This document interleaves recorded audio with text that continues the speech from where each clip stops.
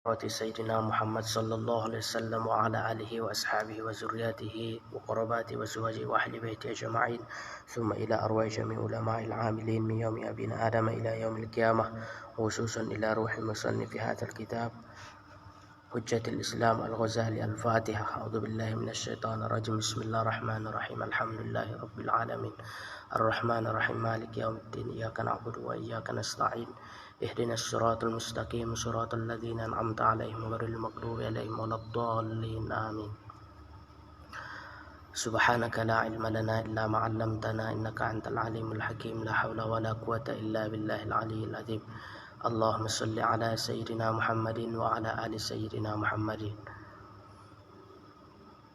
Kita bacakan sedikit demi keistiqomahan dan keberkahan. Mudah-mudahan diberikan Allah kepada kita petunjuknya serta memahami agamanya dengan bagus serta mengamalkannya. Amin ya rabbal alamin.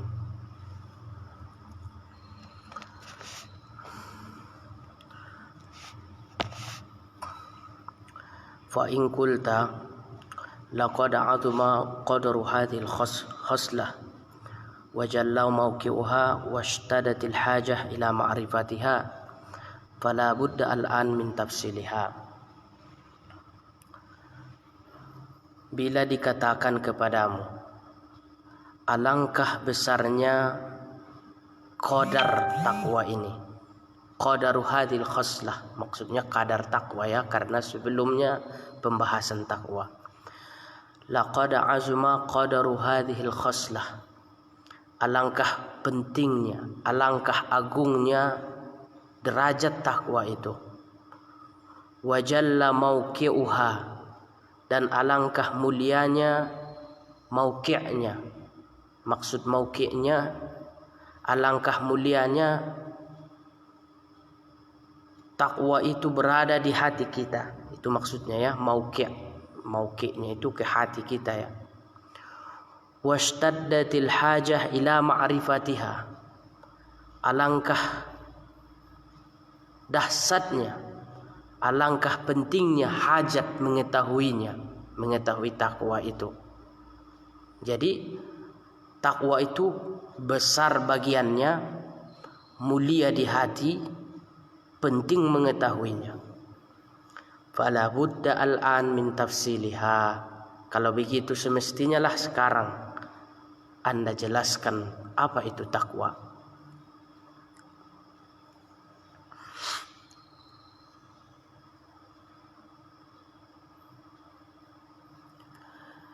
Fa'lam, ketahuilah, annal amra kadzalik, ya memang begitulah seperti yang Anda jelaskan tadi, betapa pentingnya takwa itu semuanya, betapa agungnya di hati. Memang begitulah takwa. Fa haqqa laha ayyajilla qadaruha wa yalzam talabuha wa tamassal hajat ila ma'rifatiha. Maka sudah menjadi hak atau menjadi kewajiban bagi kita ayyajilla qadruha, betapa mulianya kadar takwa itu, dan lazim bagi kita mencari takwa itu. Wa tamassal hajat ila ma'rifatiha, dan memang harus kita pegangi karena begitu penting hajat kita untuk mengetahuinya. Walakinnaka ta'lam anna kulla khatirin wa kabirin yahtaju fi ijtilabihi ila talabin kathirin wa ta'abin kabirin wa himmatin aliyatin wa juhdin sadidin. Namun sebelum kita jauh melangkah ke takwa itu, kata Al-Ghazali, hendaklah Anda tahu setiap bagian yang besar butuh untuk mencapainya itu kesungguhan dan kecapean. Talabin kathirin, harus betul-betul dicari. Wa ta'abin kabir, harus rela kita ta'ab, lelah, capek. Sebagaimana orang lelah mencari sesuap nasi, mencari harta dunia, begitu pula lah untuk mencapai takwa ini. Jangan bosan, jangan lelah, harus memang begitulah. jungkir balik kita untuk mengolah hati ini supaya menjadi orang bertakwa. Hari ini kita jatuh ke dosa, taubat lagi, olah lagi hati, begitulah seterusnya sampai akhir hayat kita. Karena memang ini bukan perkara yang mudah. Kalau sudahlah takwa kita udah selesai. Masalahnya kita kan pagi beriman, sore kafir. Pagi kita masih baik, nanti sore berapa dosa kita kerjakan. Begitu seterusnya berputar. Maka inilah yang harus diolah takwa ini, bagaimana supaya menjadi di hati kita, supaya mengkristal di hati kita.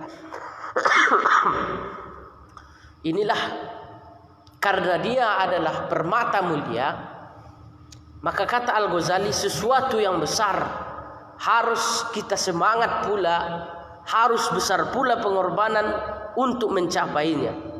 Nah ini, jadi jangan anggap sepele, jangan anggap remeh. Orang kan kadang-kadang tak berhasil sekali ataupun tak sejuk hatinya beramal sekali, ya udah selesai.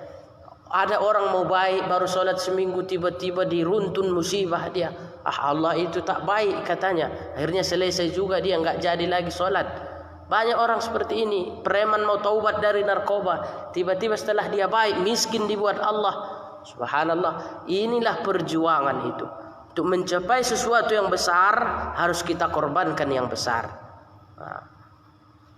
Maka tidak kutitipkan hatiku untuk mencintai seseorang, atau tidak kutitipkan jiwaku untuk mencintai bila yang dicinta adalah tidak menerima ataupun mengabaikan.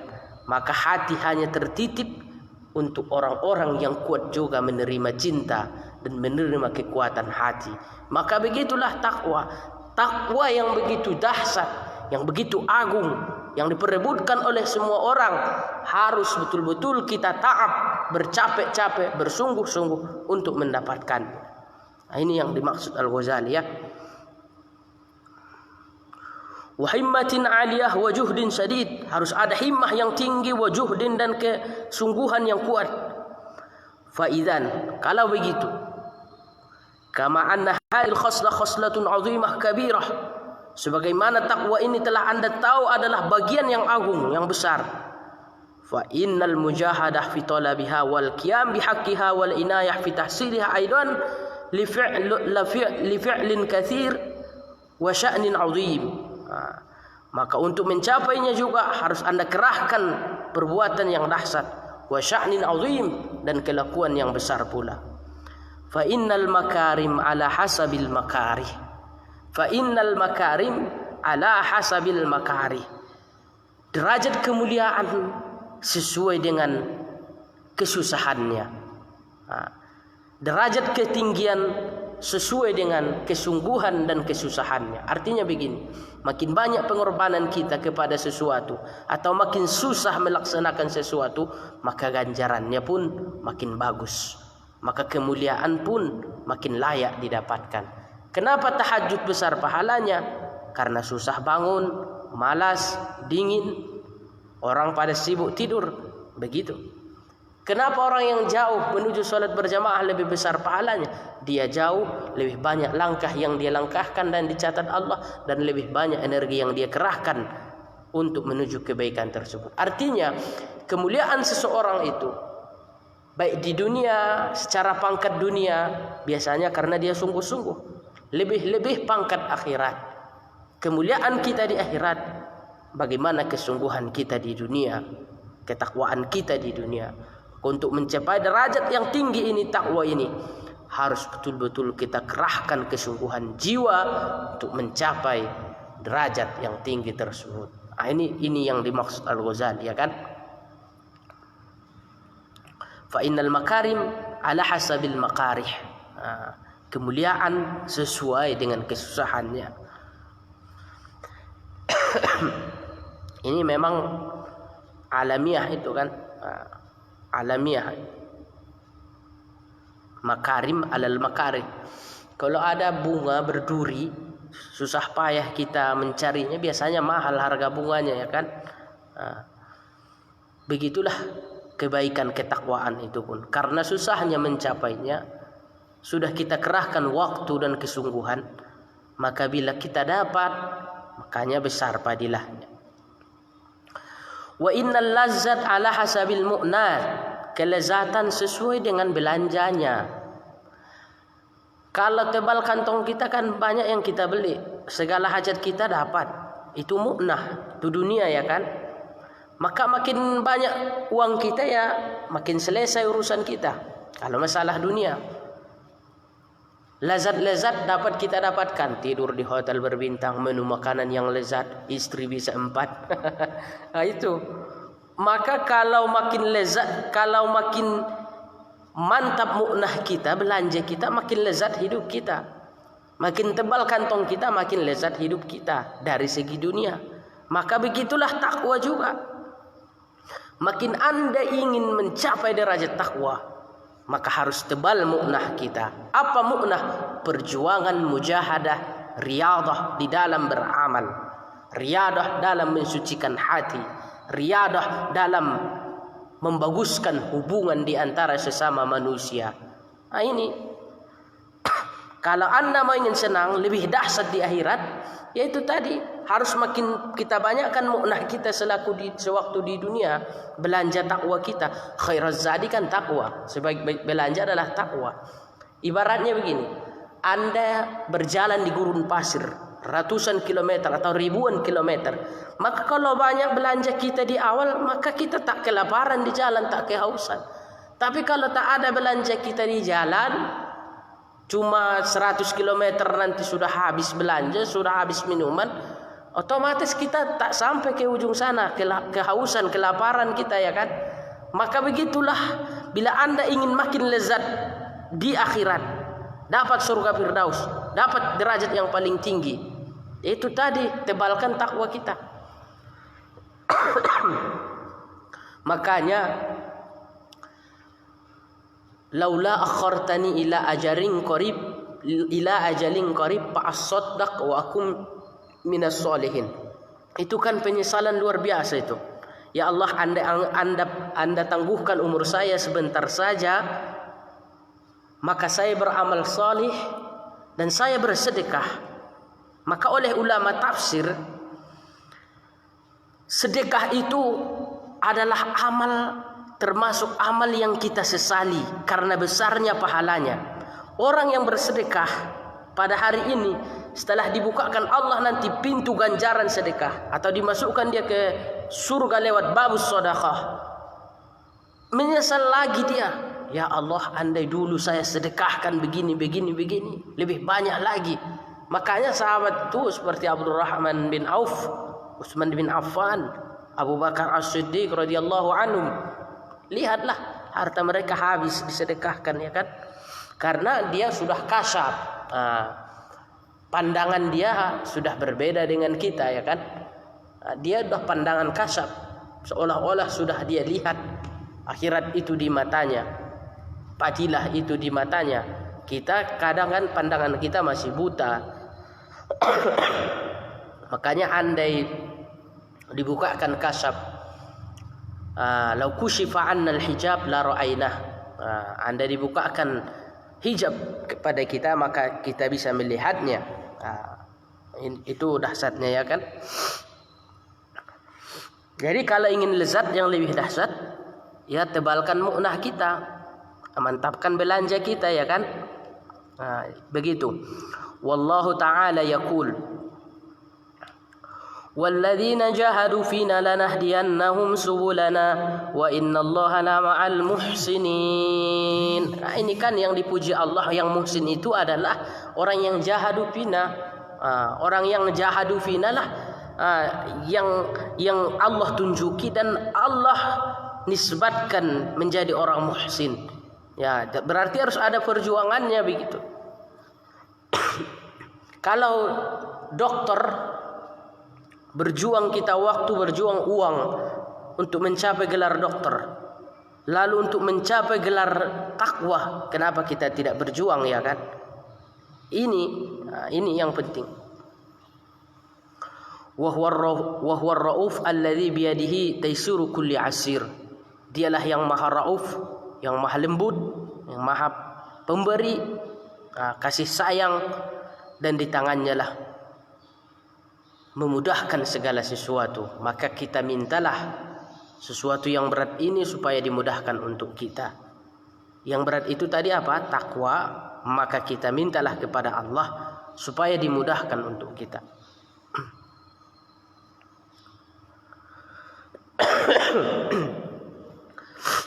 Fastami' wa tanabbah wa tafahham jiddan. Dengarkanlah, tanabbah, ingatlah, wa tafahham, pahamilah dengan sungguh-sungguh. Bayana hadhil khoslah hatta ta'lamaha. Keterangan yang saya jelaskan ini atau bagian takwa ini sehingga engkau mengetahuinya. Thumma tashammar lil qiyam biha. Kemudian sungguh-sungguhlah Anda untuk menghidupkannya. Wasta'in billah azza wa jal, dan minta tolonglah kepada Allah azza wa jal. Hatta ta'mal, sehingga Anda mengamalkan bima ta'lam, dengan apa yang sudah Anda ketahui. Bila sudah kita tahu nanti ilmu takwa, mintalah kepada Allah hidayah untuk mengamalkan ilmu takwa tersebut sehingga bisa kita realisasikan di dalam kehidupan kita. Begitu. Fa inna sya'na kullahu fi dzalik wallahu waliyut taufiq wal hidayah bi fadlih. Fanaqul. Ini definisinya. I'lam awalan barakallahu fi dinik. Semoga Allah memberkahi agamamu. Semoga Allah memberkahi kamu dalam agama ini. Wa zada fi yakinik, dan menambah keyakinanmu kepada Allah atau kepada agama ini. Karena banyak pada hari ini orang abu-abu dalam beragama, ya kan? Abu-abu dia. Tak yakin lagi. Ini definisinya yang berbeda dengan ulama lain. Kalau khotib Jumat kan bimtisali awamiri wa jitinabi nawahi, kan itu kita dengarkan dengan patuh perintah menjauhi larangan. Itu yang sering disampaikan oleh mubalik serta ulama-ulama, memang begitu definisinya. Tapi Al-Ghazali lebih menyentuh lagi, lebih dalam lagi, karena dia tasawuf orangnya.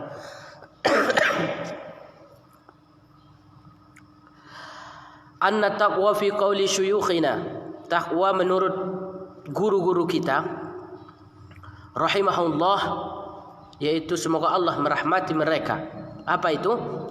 Huwa tanzihul qalbi an zambin lam yasbik anka mithluh. Ini definisinya. Tanzihul qalbi an zambin lam yasbik anka mithluh. Mensucikan hati dari dosa yang mana belum pernah kita lakukan dosa itu. Karena kalau sudah pernah kita lakukan, itu bukan takwa namanya. Walaupun kita menjauh, umpamanya kita sudah pernah mencuri, maka kedepannya kita menjauh dari mencuri ini taubat namanya. Karena kita sudah menyesal, tak mau lagi berbuat mencuri. Itu taubat namanya, di bab taubat kemarin sudah lewat.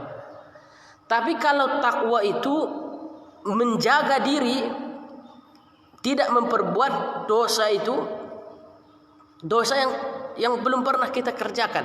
Pamannya apa dosa yang belum pernah kita kerjakan? Pamannya zina ataupun murtad dan lain-lain sebagainya. Belum pernah kita kerjakan itu, maka kita jaga tidak mengerjakan itu disebut namanya takwa. Begitu oleh Al-Ghazali, yang belum pernah dikerjakan. Dan lebih dalam lagi, yang pertama tadi, tanzihul qalbi an zambin, mensucikan hati dari dosa. Memang kan di dalam syariat begini, kalau tergores di hati kita, nanti saya mencuri, atau nanti saya berzina, tergores di hati kita begitu. Kalau belum kita laksanakan itu, tidak dicatat dosa. Bahkan kalau sudah kuat niat kita ingin melaksanakan dosa itu, tidak jadi kita kerjakan, dicatat satu kebaikan. Itu dalam syariat. Namun hakikat takwa dari definisi Al-Ghazali ini adalah tanzihul qalbi an zambin, mensucikan hati dari dosa. Artinya begini, terlintas pun dosa itu di hatinya tidak lagi, dia sudah benci. Nanti saya mencuri, atau nanti saya selingkuh katanya kan, atau nanti saya berzina kata. Niat yang itu saja sudah dia benci dan tidak akan terbesit di hatinya. Begitulah kalau takwa menurut Al-Ghazali. Karena begini, banyak orang tak jadi berdosa karena situasi dan kondisi, tapi niatnya sudah ada. Pamannya begini, waktu di pesantren kita payah melaksanakan dosa karena terus diawasi abang kelas, guru-guru kita dan lain-lain sebagainya. Atau waktu di depan bos kita atau di depan orang yang kita sayangi, kita tak mau berdosa karena takut pada mereka. Padahal niat di hati tadi sudah ada. Memang bagus ada yang mengawasi kita, ada Satpol PP Syariah umpamanya. Dengan adanya Satpol PP Syariah, walaupun ada niat kita tadi tidak melaksanakan dosa, walaupun ada niat kita tadi melaksanakan dosa, namun karena ada Satpol PP Syariah tadi tak jadi kita melaksanakan dosa. Bagus. Tapi kalau menurut definisi takwa Al-Ghazali ini, itu belum masuk ke derajat takwa. Apa derajat takwa bagi dia? Memang sama sekali tak terbesit niatnya lagi, hatinya lagi untuk melaksanakan dosa itu, baik dia diawasi atau tidak. Ini kan lebih dahsyat. Memang bagus ada kita yang mengawasi. Kalau model kita ini, apalagi model anak muda sekarang, dengan adanya pengawasan baik secara kepemerintahan ataupun peraturan desa dan lain-lain sebagainya, itu menjaga kita jatuh dari dosa itu atau menguatkan kita supaya berbuat baik itu. Namun yang lebih dahsyat yang diinginkan Al-Ghazali itu adalah Anda bisa masuk ke derajat takwa bila tanzihul qalbi an zambin, bila hatimu sudah Anda bersihkan dari dosa. Maksudnya dosa itu tak terbersih lagi di hati Anda, bahkan bila terbersih Anda benci langsung begitu. Akan berat ini. Begitulah kalau ulama sufi itu lebih dahsyat dia. Maka memang inilah yang harus kita latih itu. Memang berat kajiannya ini, berat kajiannya, sungguh berat sekali. Tanzihul qalbi an zamin lam yasbik anka mithluh hatta tahsula laka min quwwatil azmi. Kalau Anda sudah begini, maka hasillah bagimu kekuatan azam. Azam itu tekad bulat, maka kuatlah kita tekad bulat kita untuk berbuat baik. Kuatlah tekad bulat kita untuk meninggalkan dosa itu. Ala tarkiha. Kemudian wiqayatun bainaka wa bainal ma'asi. Kemudian makin kuatlah wiqayah, penjagaan di antara kita dan di antara maksiat tersebut. Kalau sudah tanzihul qalbi kita. Hakadha qala Syekhuna rahimahumullah. Beginilah dikatakan guru kita rahimahumullah. Itu dah definisi takwa menurut Al-Ghazali. Mudah-mudahan bisa kita pahami dan bisa kita amalkan. Dengan kita tahu definisinya, maka kita tidak absurd lagi, tidak ragu lagi. Maka bisa kita amalkan lewat definisi ini, ya kan? Insyaallah kita bahas lagi besok atau nanti malam dasar takwa, ya kan? Dari mana takwa itu? Kemudian ada poin-poin 3 yang penting di dalam takwa itu. Ini yang akan kita bahas nantinya. Demikian, assalamualaikum warahmatullahi wabarakatuh.